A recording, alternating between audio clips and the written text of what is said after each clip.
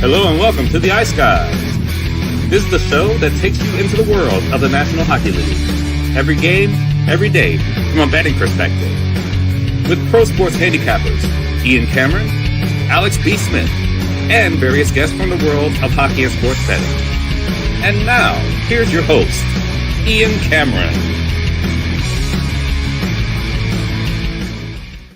Welcome to the Ice Guys, Friday, March 14th. Ian Cameron with you. It's just me for now. Alex B. Smith has got the power down at his place.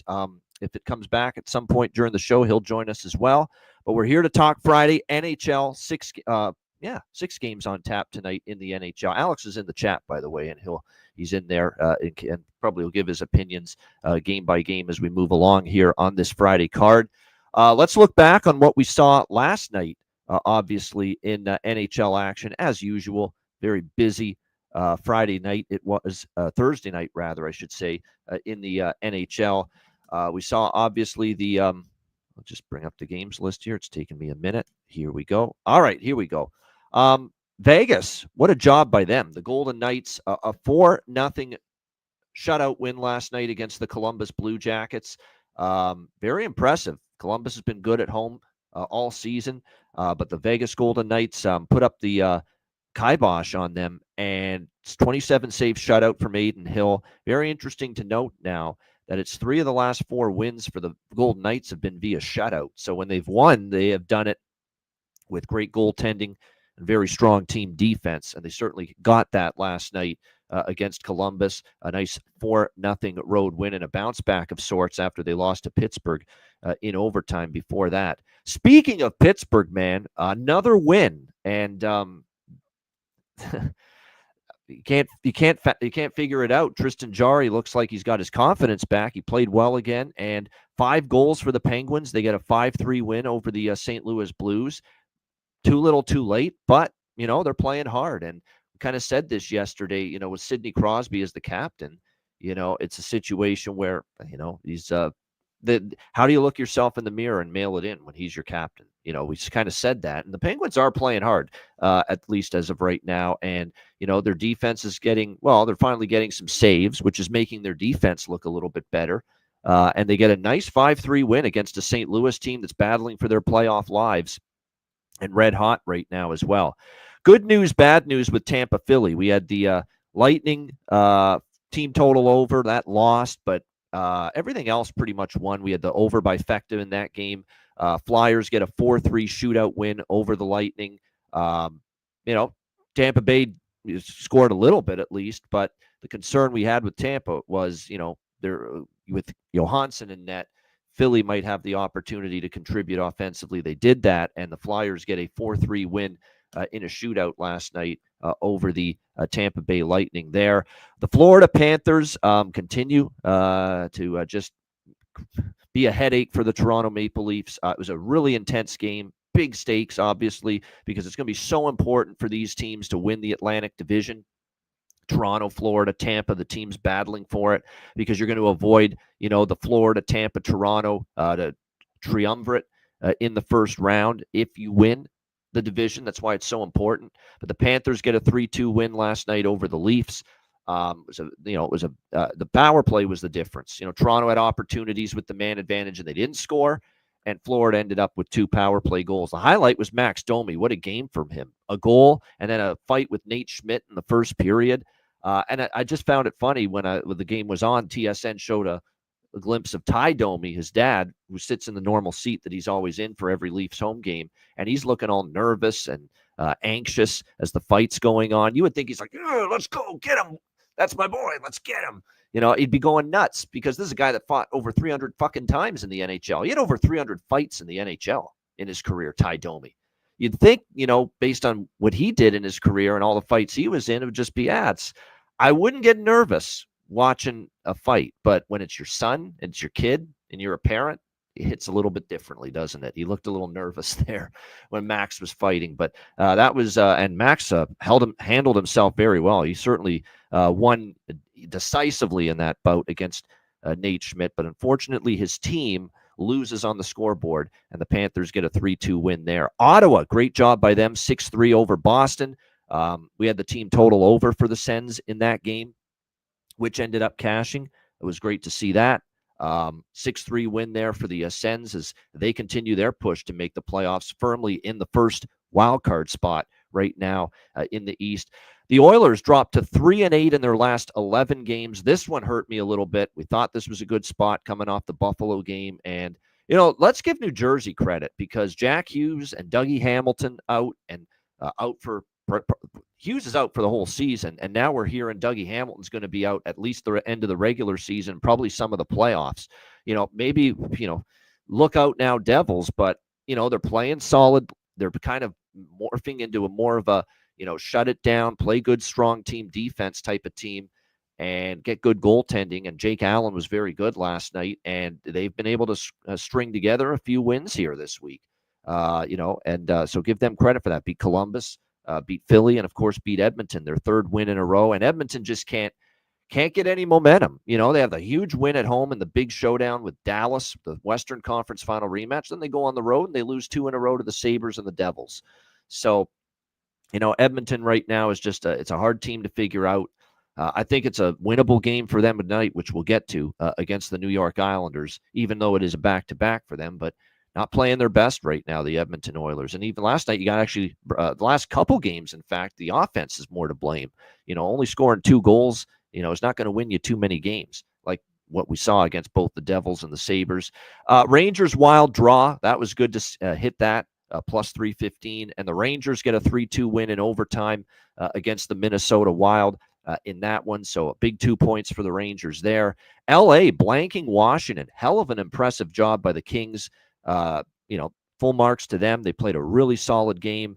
Darcy Kemper was certainly amped to go up against his old team, and the Kings, a nice 3-0 shutout over Washington. Very difficult team to shut out, and the Kings were able to do that last night. I stayed off that game completely because I don't like betting against Washington as a dog, but I said LA's damn good at home, and I think they'll play well, and sure enough, they did get a 3-0 win there. And then this is the game that swung the night for me in the negative. I mean, thanks, Chicago. 4-2 San Jose. We get the first period over. That's about it, though. We had Chicago money line, Chicago team total. We got to push on the full game over because of the empty netter, but disappointing is what I would say in that game from the Chicago Blackhawks there in that one. More mistakes defensively. I mean, to get hemmed in and make some of these mistakes against San Jose, I mean, it's just very frustrating. You keep thinking and hoping the defense here is going to take some strides on this blue line here for this team, but right now we're just not seeing that consistently from them. There's a good fight, though, by the way. Dickinson and Goudreau, Barclay Goudreau and Jason Dickinson there. So, like I said, San Jose getting the 4-2 win there against Chicago, and the disappointing result coming off the shutout loss against Colorado. All right, system play, yes, will be Chicago next game because they're coming. No, not this game, I should say. The Washington, Washington's going to be in the system play in their next game, of course, after being shut out by the LA Kings. All right, that's Thursday. Let's get into Friday. We got 6 games on tap here in the NHL. I've made the decision. I'm going very small units now. It's been a very rocky post trade deadline betting run for me. It's been more bad than good. We've had a couple of good days, but we've had more down days. So now's the time we're going to, until we see things a little clearer and until things get a little more steady, low units across the board. Nothing big, nothing significant. We're going to let these teams and finally the schedule is going to lighten up for some of these teams where we're finally going to end up seeing these teams on a bit of a break now. They're not going to be playing 3 and 4 nights so many times. That part, like look at Toronto, for example. Look at Dallas, for example. They played Saturday, Sunday last weekend, and now they've been off since Sunday night in Vancouver, and they're only finally playing again tonight. So finally teams are starting to get a little bit of a break and a little bit of a rest bit in their schedule. So again, we'll see how that factors into how these teams play moving forward. Detroit, Carolina. We got Carolina minus 270 home favorites, 6 the total here in this game. Carolina, a team that, look, since the deadline, Mikko Rantanen goes to Dallas. We're worried about this team and the way they're going to be playing moving forward. They're 3-0. They beat the Bruins, the Jets, and the Lightning. all at home, 3-2 over the Bruins, 4-2 over the Jets, 4-1 over the Tampa Bay Lightning in their last game. They've owned Detroit. They've won 5 straight. Detroit, though, a much-needed bounce back from them. They had lost 6 games in a row. They needed a spark. Buffalo was a team that we said you got to get the 2 points here if you're the Detroit Red Wings in this game, and they were able to do that. They ended up getting the big win there, 7-3 against Buffalo, a 7-goal outburst against the Sabres. Obviously, it's going to be a much taller order against the very stingy Carolina Hurricanes, who maybe they're getting into playoff form defensively because they have played very good during this 5-game win streak, 2 goals or less defensively that they have allowed in 5 straight games heading into this matchup. We'll see if they can keep that rolling here in this one. You look at Carolina's spot in the standings. They are certainly in a position where, I don't think the points are as vital. This is not nearly as dire a situation for them right now as what it is for the Detroit Red Wings, who right now, of course, are at 68 points, 2 points behind Columbus for the second and final wild card spot. Carolina is in a position where they're 4 points clear of New Jersey for second in the Metro. They're not catching Washington, with Washington being, 12 points, Carolina being 12 points behind in the standings. So they're probably going to end up second in the Metro. I'm not totally sure New Jersey's catching them, especially New Jersey having 2 games. They played 2 more games than Carolina, so the Hurricanes have 2 games in hand. It's a bigger 2 points here for Detroit, and we'll see. I'm tempted by Detroit. I am in this spot. I know they've had not much success here against the Carolina Hurricanes, but they got a spark also from the old veteran Peter Mrazek making his debut. You do have to remember, this is one of Peter Mrazek's former clubs. He played the first go-around with Detroit. Then he went to Carolina, if you remember, after that. Then the brief season with Toronto, Chicago, and then now back to Detroit. But he was with Carolina previously in his career. We'll see how it plays out. It looks like for Carolina, it's expected to be Frederik Andersen in net. I think Rod Brind'Amour is going to go back and forth, Kochetkov and Freddie Andersen for the rest of the season here. And like I said, I'm hoping for Carolina's sake. If you're a fan of the Hurricanes, I'm rooting like hell that Pyotr Kochetkov is my starter in Game 1. But is Rod Brind'Amour going to agree to make him the Game 1 starter? I'm not so sure about that. I'm taking a shot, man, with Detroit. It's just I feel that this is a bigger 2 points on the line for them, a much, much, much bigger 2 points on the line for them. I know Carolina's really dominated this series, but sometimes you got to go in the face of that. And I find plus 230 with a team that's every game's very vital right now. You got the Mrazek back in Carolina angle, which I think does matter a little bit. I'm going to take a shot here with Detroit here at plus 230 and a little bit on the team total as well at 2.5. And again, this is a Carolina team that's not given up more than 2 goals very often, but I am going to be looking at a Detroit team total over here. If you're going to bet Detroit, you've got to have something on the team total as well, because they are a team that if they don't score at least 3 goals, their chances of winning decline significantly. So I'm going to take it. Like I said, small bets because, again, it's been a bumpy road since the deadline, but I'm taking that. Carolina plus 220, plus 230 in some spots, split with the team total over 2.5 here in this one. All right, next up, we've got Edmonton and the New York Islanders. Oilers minus 130, road favorites. 6 is the total here in this game. 6.5, 6, depends on which book you're looking at, but most books have 6.5. Some have 6 as far as this game is concerned. It's a back-to-back. I don't care. I'm going down with the ship, man. If they lose again tonight and I'm on them again on a losing night, so be it. But Edmonton's should be a little bit more than minus 130. If you compare this price to the game yesterday with New Jersey, and I know it's a back-to-back, this shouldn't be minus 130. It really shouldn't. The Devils are better than the Islanders. I know the Devils don't have Jack Hughes and Dougie Hamilton, but the Devils have won 3 in a row. They're still a playoff caliber team, and yet you look at that Oilers-Devils money line price yesterday. Edmonton, in that game was minus 130, right around the same price. And now here they are, minus 130, the same price against a much weaker team, the New York Islanders. So, yeah. And I don't trust the Islanders. They're coming off the West Coast, losses to Anaheim and LA, 4-1 in both games. And I don't think there's that big gap at the moment. Not that huge gap between Pickard and Skinner for Edmonton. Now, Pickard's coming off, I think it was one of his rougher games the last time. That's the game he got pulled against Anaheim. He's been one of those goalies lately, though. It's been off a bad start. He's been better. The last time he had a rough game, it was Washington right after the Four Nations break. He gave up 6 goals. They lost 7-3 to the Capitals. He came back the next start against Carolina on the road, and he held them to 1 goal, and the Oilers won that game 3-1. He's actually been good in a bounce back spot. Pickard's one of these goalies. It's very easy to figure him out. When he plays well, be leery the next game. If he plays poorly the last game, he can often stand up and bounce back and play well.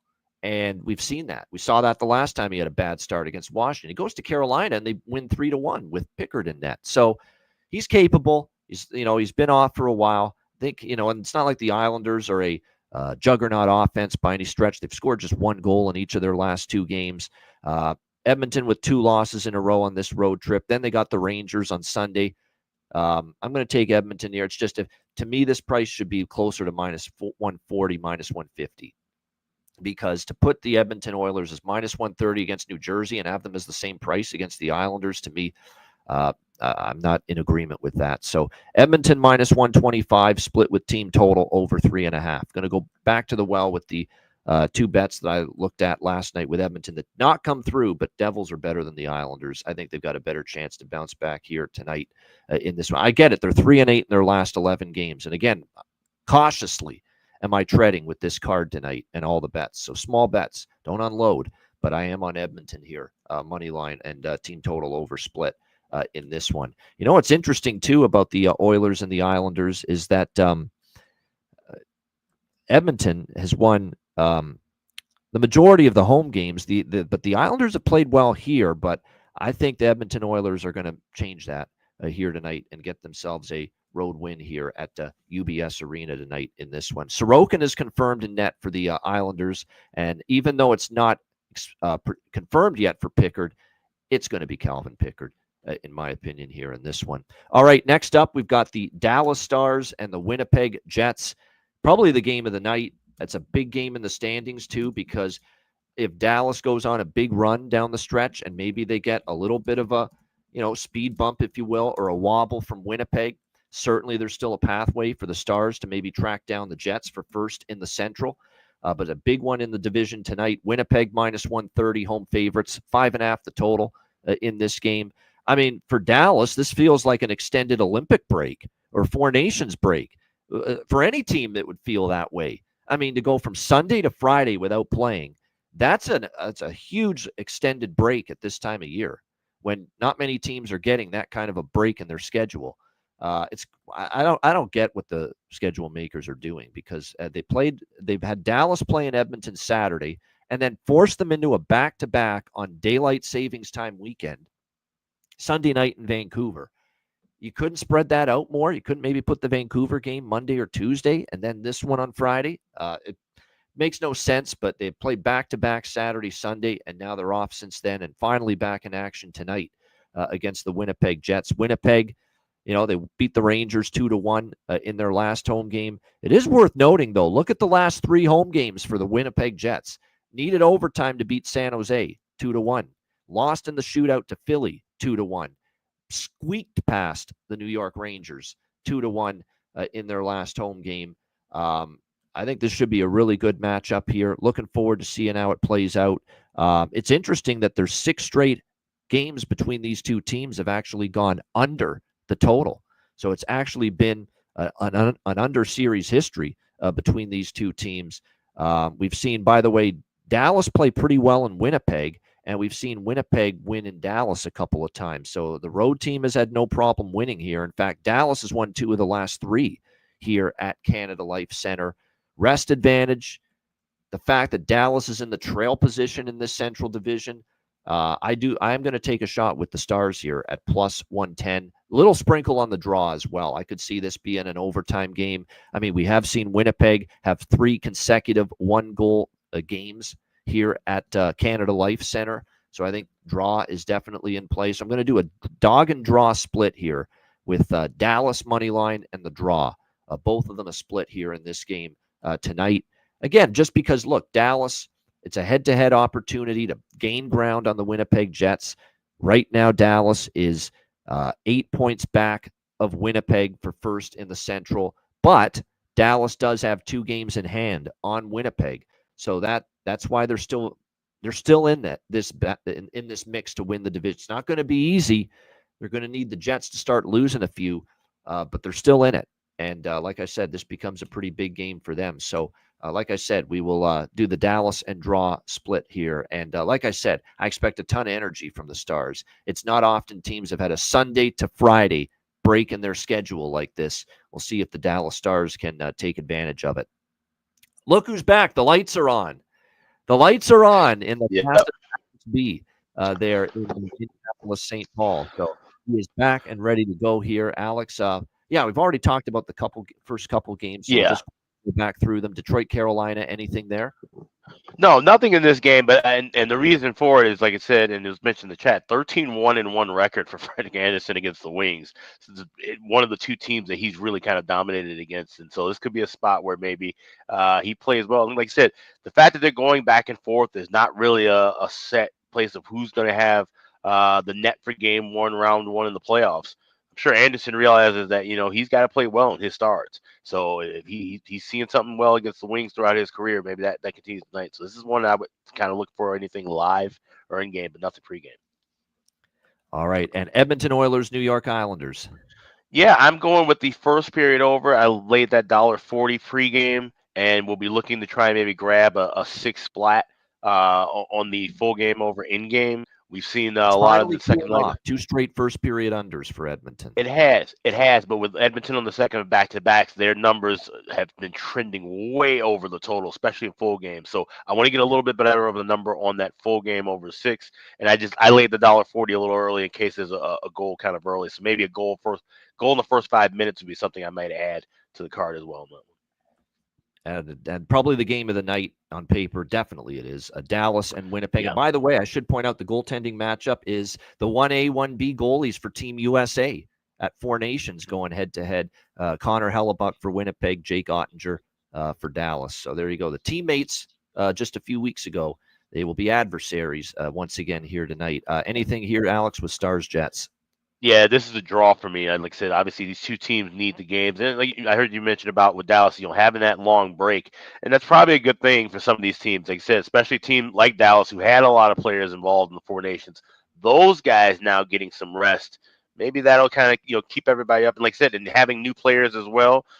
Why not have a few days off, get to gel with the guys, get to, Mikko gets to know some of his new teammates and stuff. That's not a bad thing to have right now with everybody playing in a condensed schedule. So I would lean toward Dallas, but I just have to draw a pregame for now. I think this will be a good, like I said, great game to watch. Should be a good one to bet live as well.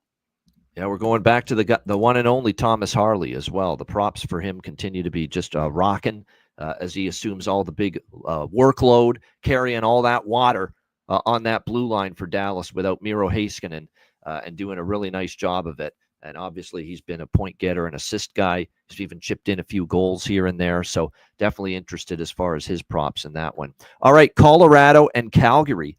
Next up, we've got the Avs minus 220 road favorites. 5.5 the total in this game. Colorado, it looks like Scott Wedgwood will be in net here, who was marvelous.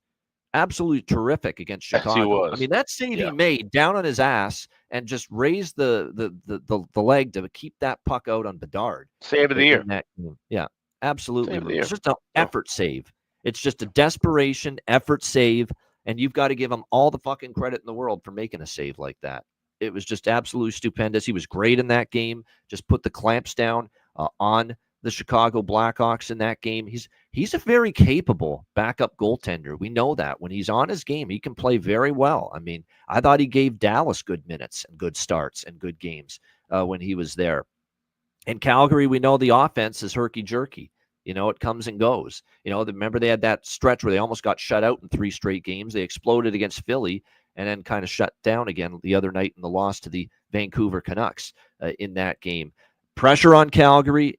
Obviously every game's huge for them. Not easy to fade them, getting plus 190 at home as a dog. But you also have Colorado coming off the tough spot defeat against the Minnesota Wild. And it was, a very tough spot. They arrived apparently in town late. And of course had to play the Minnesota Wild the very next night. So Colorado off a loss is usually not something I'm looking to bet against. So I don't really have much here, Colorado and Calgary. Side or total. Maybe something in game, but nothing side or total pregame. Alex, Avs, Flames. Yeah, I mean, with this under already adjusted down 5.5 and juice, can't look for that. Maybe hope for a goal early in the contest, which we could see. Like I said, Wolf's one of those guys who, if he's going to give up a goal and a softer goal, it may come within the first 5-6 minutes of play. It's something to recognize with some of these goalies. So we get a goal early, and you may see things kind of maybe slow down a little bit. Maybe take a shot with an under live. But yeah, I'm not really bullish on backing Calgary, even at this big of a price. Of course, at home, like them more than on the road, and with the Wolf in that. But like I said, Colorado is one of those teams that we know they can just come out there and blow out the water of just about anybody. So this is one I'm passing. All right. Yeah, good game, though. Definitely one I'm interested to see. There are a couple of props that I'm interested in. And by the way, there are some injuries, too, for Calgary. Connor Zary's out, and their captain, Michael Backlund, is also going to be out. And it looks like it could be significant. Zary was suspended, right? I believe for him it's a suspension. Two game suspension, so he's going to miss this and the next game. Yeah, 2-game suspension for him, and like I said, for Michael Backlund, that's unfortunate because he's good. He's the lead. He's obviously the captain, but he's very good defensively, very good on the faceoff dot. I know he's only got 11 goals, 13 assists this season, but he does so many other things that are valuable to this Flames team. And I think they're going to miss his defensive prowess and his faceoff because they're not going to have the puck as much. And they're not as good defensively without him. So those are going to be the 2 things that you worry about without Michael Backlund. Like I said, he's not the offensive player that they thought he would be when they drafted him, but he still does so many good things for this team. And like I said, just the other things that he does very well, they will be missed here with him out of the lineup for the Flames. And yes, Wedgwood and Wolf is going to be your goalie matchup here in this one. All right, Nashville and Anaheim. We've got Nashville minus 160. Road favorites. The total in this game sitting at 6.5 to the under. I mean, this one is screaming at me. Boy, there's serious value on an Anaheim team that, unlike Nashville, is still in a playoff. They're still in it mathematically. It's going to be tough for them to make it. I don't think they're making it because of the fact that they are right now 8 points back at Calgary. They'd have to go on a serious run, but mathematically, there's at least still a faint pulse for them. So something to shoot for. Nashville is doing, kind of what I was worried they might do, for a team way out of it long ago, is that now with the pressure off, they start playing some of their best hockey of the year. And they actually are right now. Now, has the schedule been a bit favorable during this 4-game win streak? Of course. San Jose, Chicago, Seattle, and Boston team. Boston's the best win, probably, of the 4 victories that Nashville's had in a row. Seattle, Chicago, and San Jose are the other 3. So it's not like we can go crazy getting all excited about Nashville. The thing is, Nashville's playing well. I don't usually like stepping in front of the win streak, but the price overrides the streak, in my opinion. And to me, this is kind of lunacy, in my opinion. Nashville's a minus 160 road favorite in this spot. It looks like Saros and Dostal are going to be the goaltenders here. Not confirmed yet either side. Of course, there's still no Roman Josi for Nashville. There are some injuries for Anaheim, though. Robbie Fabry still on IR. And the red-hot goal scorer that is Sam Colangelo is also out due to injury. And he's obviously been an offensive catalyst for them of late. And the latest on John Gibson is the lower body injury still hasn't progressed to the point where he's able to return just yet. So he's still on the day-to-day list for the Anaheim. What a shocker. It's taken a while for a John Gibson injury to heal. I've never seen that before. I'm going to take a small shot here. Anaheim, whack, whack, plus 140. Alex, what do you think here? Nashville, Anaheim. This game sucks. It's just being honest, this game sucks. I would have to look toward Anaheim. Like I said, this is a crazy price. Anaheim has won 3 of the last 4 meetings, and like I said, it's a paper, win streak for Nashville when you look at the teams that they've beaten. Yeah. So, yeah, I have to plug my nose and play Anaheim small plus 140. Look, they beat Vancouver at home lately at the Honda Center. They beat Vancouver 5-2. The St. Louis, a 1-goal loss, and they almost tied it, but the puck went in after time expired. They beat the Islanders 4-1 at home. The Washington game, they were very competitive with the Capitals when Washington played in Anaheim earlier this week. That was 4-4 at one point in the third period of that Capitals-Ducks game the other night. So I do like what I'm seeing from Anaheim right now, and I think they're getting a little bit disrespected as far as this price is concerned here at home. Even Nashville's won 4 in a row, but like I said, it's Sisters of the Poor schedule that's really helped them get that 4-game win streak. There are a lot of props. Yeah, Mason McTavish makes sense. He's a very good player. You knew at some point, the puck was going to start going in for Mason McTavish, and he has scored 4 goals in their last 6 games. He has gotten points now in 4 of the last 7 games as well. He's had a few multi-point games. So definitely, it was going to eventually start going in for Mason McTavish. No question about that. We'll see if he can keep it rolling here tonight for the Anaheim Ducks as far as the offensive contributions are concerned. All right, final game of this Friday slate. We've got, and I like 6 games on Friday for a change. It's nice. Just wish, because the basketball is going to take up a lot of my screens and attention too. Do this in November, guys. Do this do this on Fridays more often. You pick Friday when there's college tournaments going on. Not that they care about that, but still, I mean, do this. Do it in October. October when you had the beginning of the season and then you want to run up 12 games against college football. Maybe put a bigger slate on a Friday. Yeah, I would agree with that. It's just a little higher volume, more frequency with the bigger slates on Fridays, and more balance, man. We love our big Tuesdays and Thursdays and Saturdays. That doesn't mean you have to be relegated to 1 game or 2 games on a Monday or a Wednesday or a Friday. Yeah. It really is. Let's balance it. But I've said that for years. I'm yelling at clouds. I know it.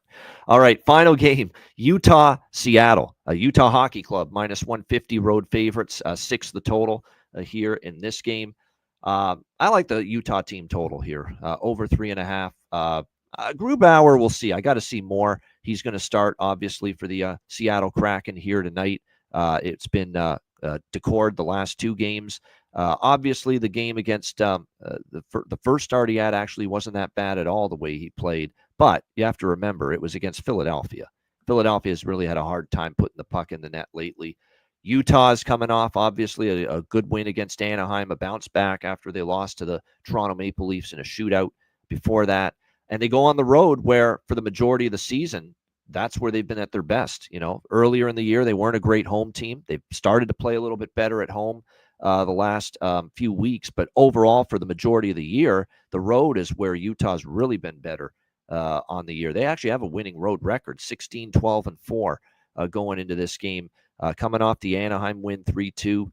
Seattle, meanwhile, goes to Vancouver Sunday, and then Edmonton on Tuesday after this. And, they beat Montreal 5-4 in overtime. But boy, oh boy, it was a fortuitous win, to say the least. Montreal was up 4-2 in that game, couldn't hold the lead, and then the crazy overtime winner right off the damn opening face-off, and in goes Brandon Montour. It's almost like it was a set play, it looked like, and there's Seattle with the stunning comeback, 5-4 over Montreal. For a team that's not going to the playoffs, a win like that, you celebrate it a little bit more. I think it's going to be, because of that, a little bit more difficult, to come back and play another strong hockey game, especially against a team that's in a playoff battle right now like Utah and a solid road team all year. So I'm going to go with Utah. Obviously, I don't want the minus 150. I don't like that price, but I'll take their team total over 3.5 because I think if they win, they will score 4 against Philip Grubauer, goaltender in net for Seattle. That, to me, the jury is still out. I got to see it against a team other than the Philadelphia Flyers, how you're going to play in between the pipes. Alex, final game. What do you think here? Utah, Seattle.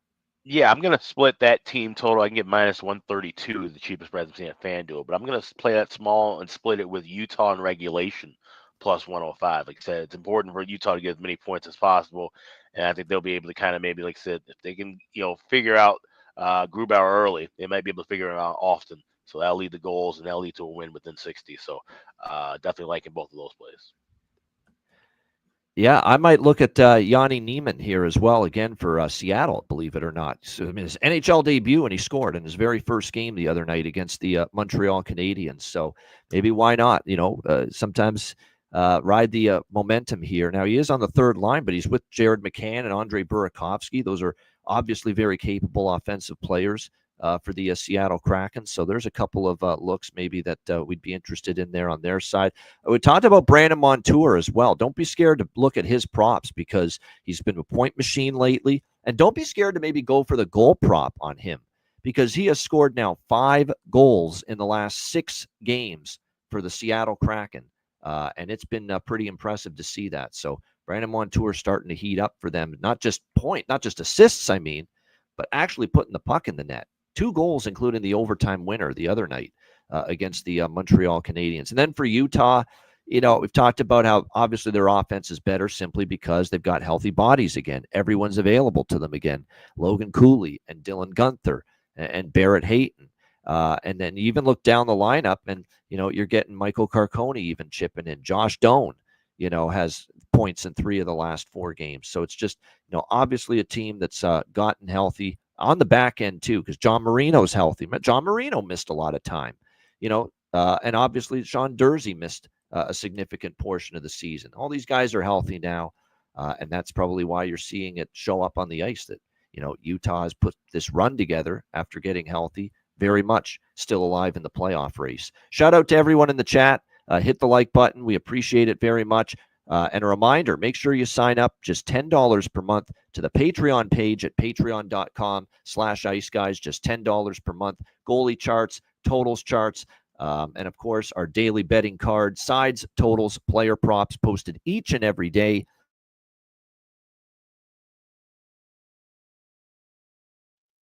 Uh-oh. I think Ian's computer froze. But yeah, sign up to the Patreon, patreon.com/iceguys. Like I said, we got goalie charts. Those will be updated this weekend. We have player charts. We have, of course, the totals charts from Chris Otto.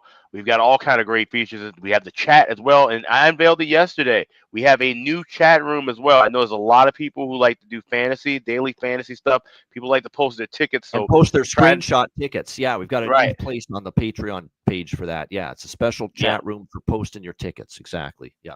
Yeah, so to try to kind of avoid the clutter. So if you're on Patreon and you see that we now have 3 rooms. We have the live chat, we have just the kind of general chat room, and now we have for daily fantasy lineups and tickets. You want to put those up there. We have all that available now. So definitely take advantage of that. Patreon.com/iceguys for just $10 a month, and also check out the Ice Guys store, iceguys.myspreadshop.com. Got all the new merch there in stock. We'll have free standard shipping coming up sometime next week. So more details on that as we get closer to the date. But a lot of great merch, and it's getting really warm here in St. Paul. It's getting warm all over the place. So definitely a good time to get a T-shirt or a cap or a hoodie right now at the Ice Guys store. That's at iceguys.myspreadshop.com. Yeah, no doubt. Good stuff. Yeah, what we mean is there's a lot of people in the chat ripping, sipping, is that we've got people in the chat that, are in daily fantasy or seasonal fantasy leagues, and they're posting their lineups. So, and we just decided we're going to create a new chat room for that, so that it doesn't mix up with the discussion chat. The chat room with just the back and forth discussion. That's all. So we got that with the post your screenshots and your tickets. We've got the general chat room on the Patreon page, and of course the live wager chat room, which I'll be getting into a lot more once we get past the tournament. It's just too hectic right now. I've been so much focus on that right now with the basketball. But once we get past this little 2-week stretch, we're going to be all hockey. It's all things hockey. Once we get past especially the first weekend of the NCAA tournament, because then it really slows down after that, and we'll be able to get into the live wager chat room a lot more on Patreon and post more live bets. I'm not even making many live bets this week in the NHL, just a few here and there. Yeah.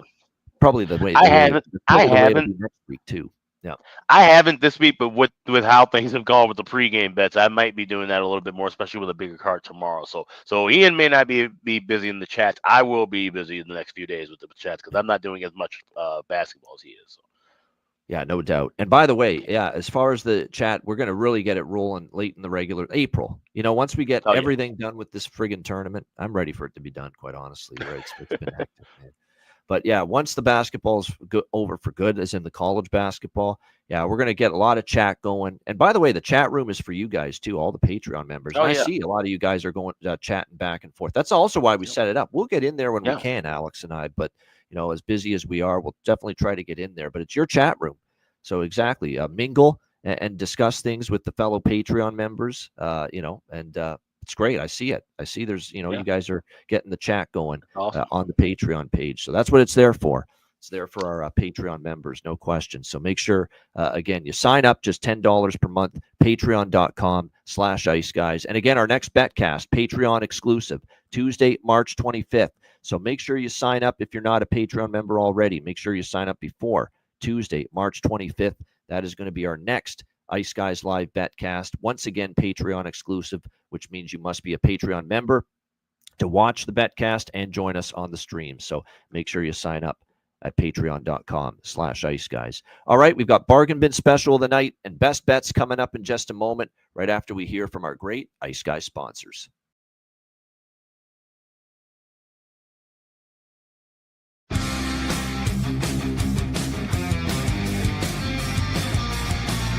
Support for the Ice Guys podcast is provided by Boston Hemp Incorporated, Tailgater Social, and a big thank you to all that subscribe to the Ice Guys Patreon page.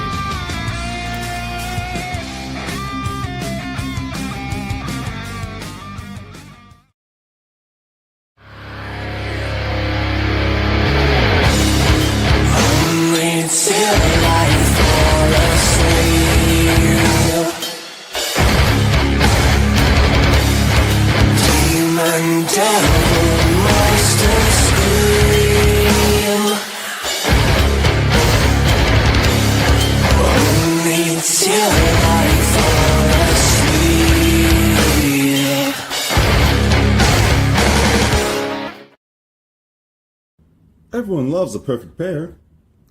Bacon and eggs. Thunder and lightning. Mario and Luigi. A hot dog with fries. Ian and Alex B. That's right. Everyone loves a perfect pair. So why not pair up your game nights with Boston Hemp? From exotic flower to concentrates and edible products. You'd be hard-pressed to find a better pairing than Boston Hemp and hockey. Check them out today at bostonhempinc.com. That's bostonhempinc.com. Boston Hemp Incorporated, the official smoke sponsor of the Ice Guys. Void where prohibited by law. Not available outside of the United States. Must be 21 or over to obtain products. Check your local regulations to see if Boston Hemp is available in your area. Shout out to all our great sponsors, including Boston Hemp Inc. Get 20% off all orders on the website using the promo code ICEGUYS at bostonhempinc.com. All right, Bargain Bin Special of the night. 6 games to choose from for this Friday. Alex, Bargain Bin Special, what do you got? Yeah, let's head out to Long Island, taking on you got the Islanders taking on the Edmonton Oilers, and one guy we've gone to time and time again from the Oilers. He's a huge part of their offense from the blue line. It's Evan Bouchard. You can get him anytime goal scorer tonight. Plus 470 is available at FanDuel. So I do like goals in this game. We've seen a lot of high scoring affairs in the second leg of back-to-backs involving Edmonton. So I think Evan Bouchard could jump in the fray and get a goal here. Plus 470. That is my Friday Bargain Bin Special. All right, Evan Bouchard plus 470 for Alex B. Smith with his Bargain Bin Special of the night, and a pretty good price with that as well. All right, my Bargain Bin Special of the night. There's a couple of good choices out there that I'm interested in as far as Bargain Bin Special. But I'm going to go with, and it's also going to go with a defenseman. And look, he had the overtime winner the other night. He's been shooting the puck a lot more lately. Could see him maybe find the back of the net tonight. And how am I going to turn down plus 600? Let's go with Brandon Montour. We talked about him for the Seattle Kraken. Plus 600. He has been starting to shoot the puck more and scoring goals in bunches the last 5 or 6 games. Brandon Montour for the Seattle Kraken. Plus 600. for my bargain bin special of the night. All right, best bets for this Friday. Alex, what do you like for best bet? There's not a lot to choose from, No. but we will go with. I do like that first period over in Utah, Seattle. Over 1.5 minus $1.20 available at Caesars. I think that is a good spot. Like I say, I think Utah can come out hot and heavy. Maybe it's 2 on their own. Maybe they let up 1, but I do like 2 goals in the first 20 minutes of that contest up there in Seattle. So give me Hockey Club and Kraken first period over as my Friday best bet. All right, there we go. First period over there with the Kraken and Utah for Alex B. Smith with his best bet. My best bet for this Friday card, this one is also, not an easy one to choose, as far as best bet on this slate. But I think I am going to roll with, I'm going to give Dallas a shot, man. I like how this sets up. It's not easy to beat Winnipeg. It's not easy to bet against Winnipeg, especially at home. But they have been off since Sunday night. 4 days off. They should be filled with a ton of energy. If they want to track down Winnipeg, this is a very important game. They've won 2 of the last 3 times they've been to Winnipeg. And I think the price is pretty good here. Plus 110 in that range here with the Dallas Stars. I like it. Dallas, plus 110 against Winnipeg for my best bet for this Friday NHL card. Shout out to everyone in the chat. Hit the like button.